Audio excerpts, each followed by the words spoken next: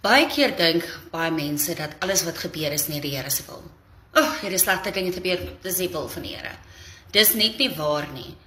Jesus het ons geleer om te bid en vir ons gesê, ons moet bid vir God se wil, om te geskied op die aarde soos in die hemel. En met dit gesê, dink ek is super belangrik dat ons onthou om altyd God se wapenrusting aan te sit. Ten slotte, vind krag in julle verbondenheid aan die Here.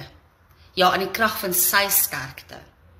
Om staande te bly teen die listigheid van die duiwel moet julle God se gevegstoerusting aantrek.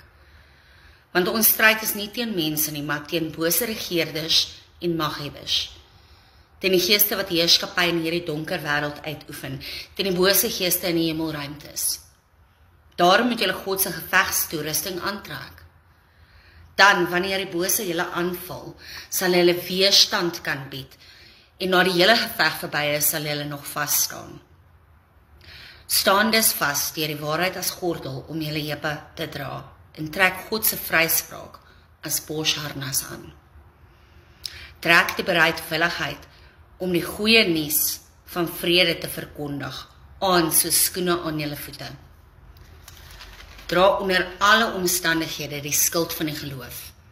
Daarmee kan julle al die brandpyle blus wat die bose afskiet. Gebruik God se verlossing as 'n helm om julle kop te beskerm. En gebruik die swaard van die Gees, dis die woord van God. Doen alles deur gebed en smeking, laat die Gees julle elke keer in die gebed lei. Bly in alle omstandighede op julle hoede en bid vir almal wat aan God behoort. Ek bid dat hierdie wapenrusting iets is wat jy vandag aantrek. Ons veg regtig nie teen mens nie. Alles is spiritual. So kom ons onthou, wanneer ons met God praat, om te bid dat sy wil in ons lewe geskied.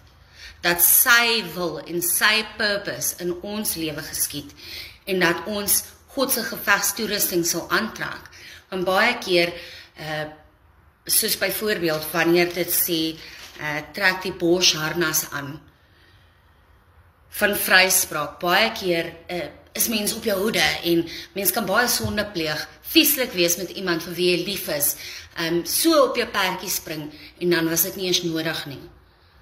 Al wat moes gebeur het is, die borsharnas van vryspraak, hou ons regop, hierdie hou ons regop, the belt of truth, dit hou ons regop, so ons hoef nie te attack nie, ons weet, die battle is die Here se, en so kom ons lewe in our submission tot die Here, en sien wat hy vir ons doen.